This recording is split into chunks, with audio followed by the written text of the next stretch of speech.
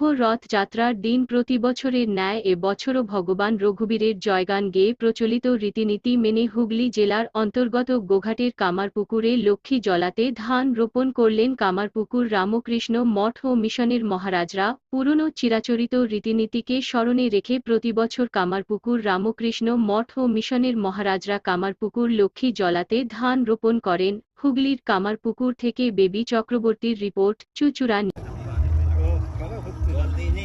नमस्ते वायो त्वमेव प्रत्यक्षं ब्रह्मासि त्वमेव प्रत्यक्षं ब्रह्म वदिष्यामि ऋतं वदिष्यामि सत्यं वदिष्यामि तन्मामवतु तद्भक्तारमवतु अवतु माम् अवतु भक्तारम्। नमस्ते वायो त्वमेव प्रत्यक्षं ब्रह्मासि त्वमेव प्रत्यक्षं ब्रह्म वदिष्यामि।